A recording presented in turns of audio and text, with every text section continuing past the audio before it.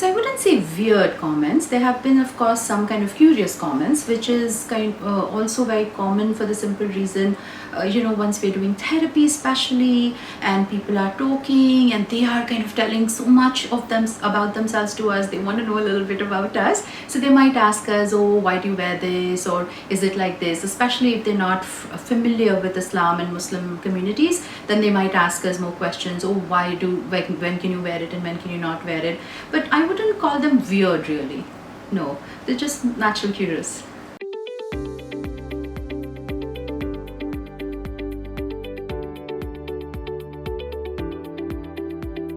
Assalamu alaikum. Walaikum assalam. Thank you for being a part of Nisa-e-Unriwayat. My pleasure.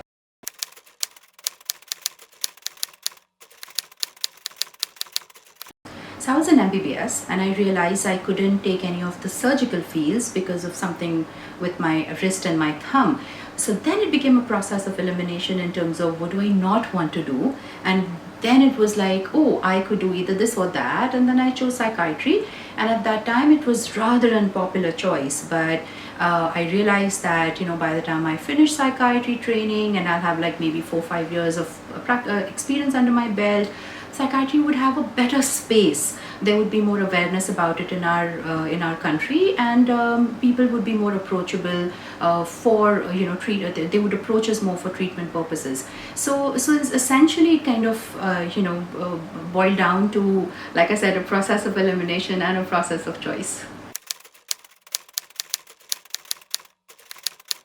So Alhamdulillah, since I was around 17 years of age, I was in my middle of my first year MBBS, and we Alhamdulillah at that time we'd gone to Umrah a couple of times, and every time I would go to Umrah, we would get used to wearing the hijab there in Saudi for Makkah, Medina and all of that, and I used to always come back and say that, achhi aadat ho gayi thi, and then it would just go off my mind. So this time round, in the middle of, like I said, first MBBS, when I went there, all of a sudden I thought that this is not a bad thing, let me just continue doing this when I go back to India.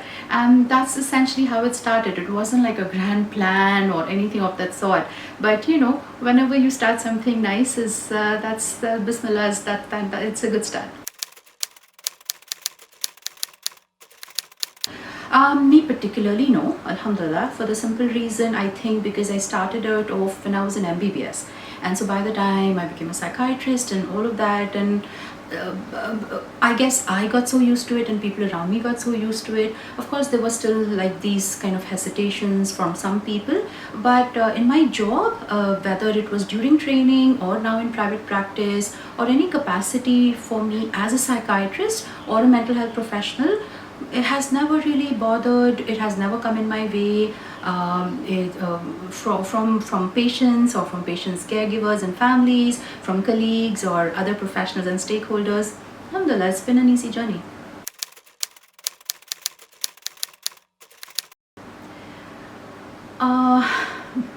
Well, people seem to like all my hijabs and they think that I look pretty in them.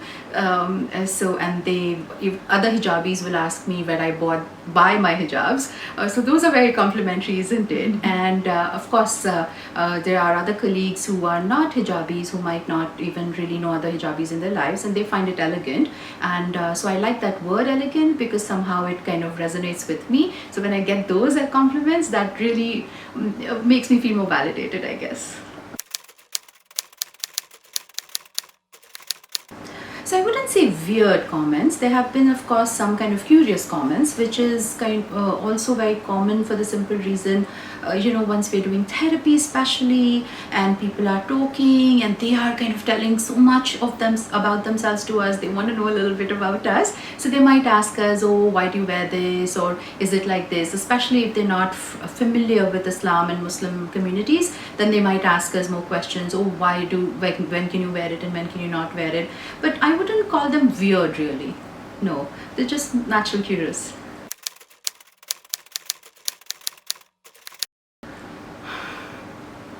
So I think I've always found success by just tumbling into it. So there's nothing by design. So then for me to be proud of something, I think would be very immodest, because Alhamdulillah, Allah has been really, really kind. So I don't know if you had to pick something.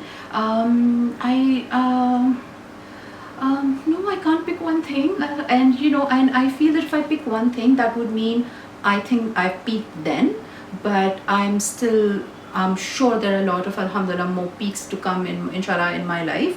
So again, so one achievement, but what really, so from a professional point of view, I can never pick something.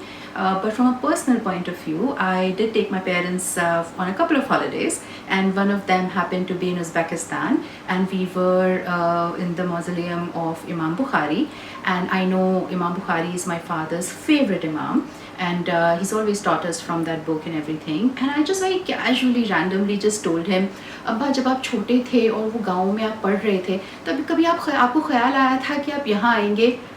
And my father very soberly just said, नहीं बेटा, मैंने कभी नहीं सोचा था ऐसे. And that really touched me, and I almost did a double take because I didn't really think it would be a poignant moment or anything. I was just casually talking, and I was happy that I could take them on trips, but it wasn't as if it was a big deal until that moment when when he said that. And he's not really expressive most of the times, but the way he said it was something that's always stayed with me, and I'm like, okay, I'm done now, I'm good.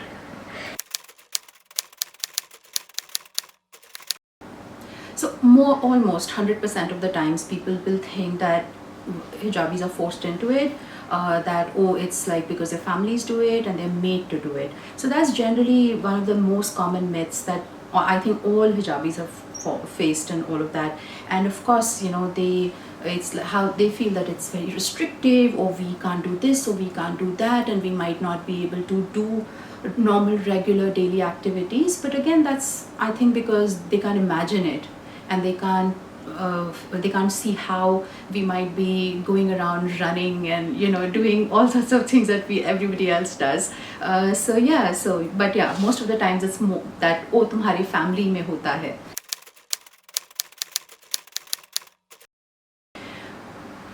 So unfortunately, I'm not very stylish in that sense. So the way I wear my hijab are like the couple of one or two things. It's more out of kind of comfort, and it's more out of like, what can I wrap up quicker without 10,000 pins.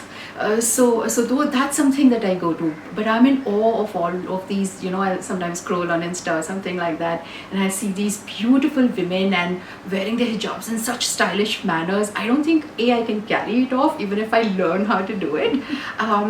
One style I don't like is the turban style, because I think very, very few people can carry it off, and I'm never going to wear it. Also because I feel that it needs to cover my shoulders, and it needs to cover. So the turban thing is something that I can't get on board with.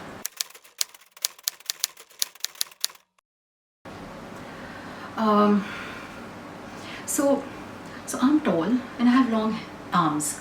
Even when I buy like full sleeves, it's like 22 inches, and that's like, then a whole lot of wrist is my shown. So shopping online becomes practically impossible. So most of the clothes that I do wear end up being bespoke or being being tailored or things like that. So that I find that restrictive.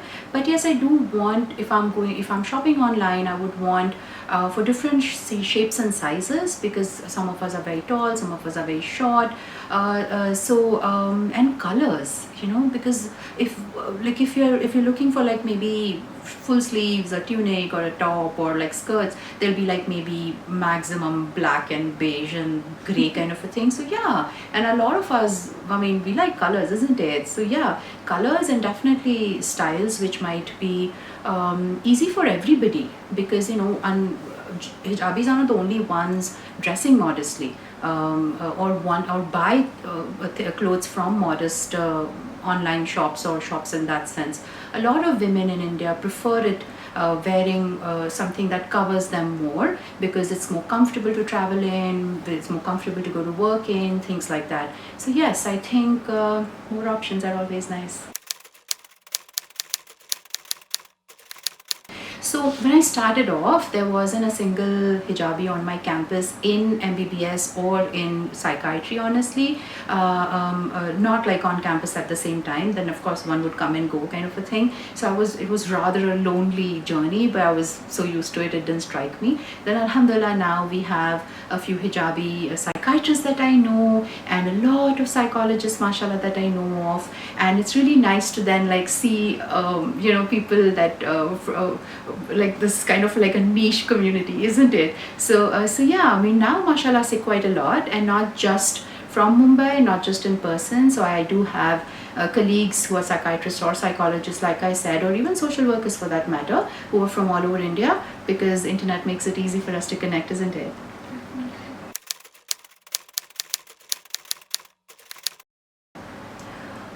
Wear whatever you're comfortable in. Wear whatever you find that makes you just allows you to be you, right? And of course, when you're at work, you need to be more professional, right? So you need to be a little bit more professionally dressed than how you would go to a party. So maybe not so much shimmery stuff, though in all honesty, I don't think I've ever seen hijabis in a professional capacity where they're not appropriately dressed. So I think most hijabis have a good fashion sense. So alhamdulillah, I haven't really had to look at someone and say that no, that's not okay, good, work wear. So most of us are pretty okay. But yeah, just like any other working woman would prefer wearing a certain kind of clothes, which might be semi-formal or formal at work, and we don't really wear party unless and until it's like an occasion or something like that. Yeah, and whatever you're comfortable with.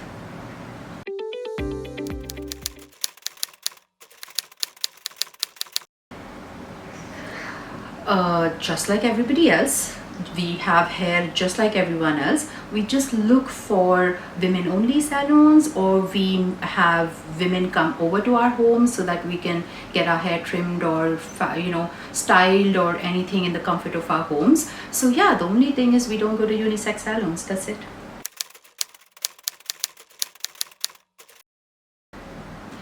Cotton. Cotton head to toe.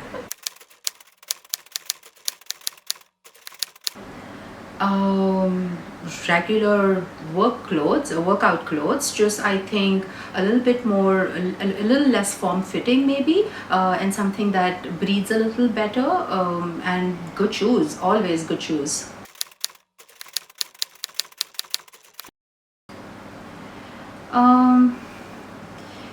Well, I didn't do research in terms of what kind of hijab would reflect what kind of personality. So I don't have like an educated and a psychiatric kind of response for it. But I think it depends on our moods as well. When we're feeling fun, or we're on a trip, or a lot of vanity that, oh no, I have a lot of photographs in this hijab, so I can't wear this in this trip. So because then I have to wear the other color. So yes, vanity also plays a huge role.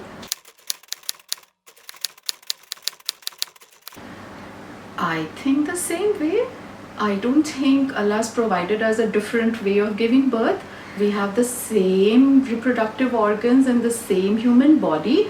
Yes, but we would prefer if there are only women in the labor ward or the maternity hospital that we visit. But also most of us are pretty clear about it, that if somebody is in a capacity of a healer, so gender or sex frankly doesn't matter, because the intention behind why you're going to a place where there may be men around, or they might be your own doctors for that matter. A lot of OBGYs happen to be men, and you might need their expertise, or they might be the only people on hand. So most hijabis are pretty pragmatic about it, and of course our first preference would be only women around us. Having said that, if there are some support staff or even doctors themselves or nurses themselves who happen to be men, we're okay with it, we roll with it.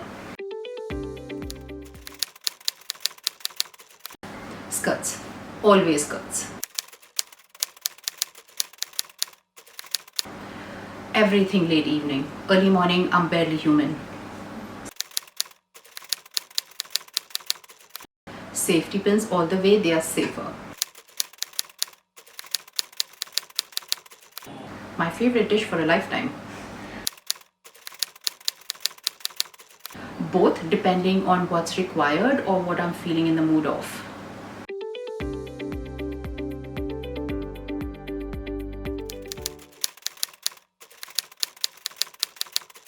Never.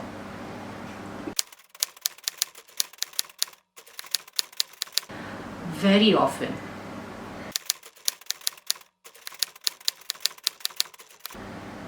No, never. Oh, never. All the more reason because under my hijab needs to be clean. Never ever. No oil under my hijab, no dirty hair under my hijab. Never. All the time, because the pajamas don't really look like pajamas for a hijabi. They can look like a dress. All you have to do is dress up with a good hijab and you're good to go.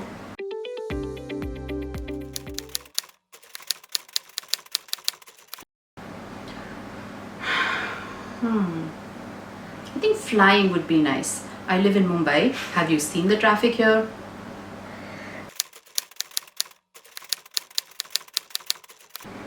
Mental health is health.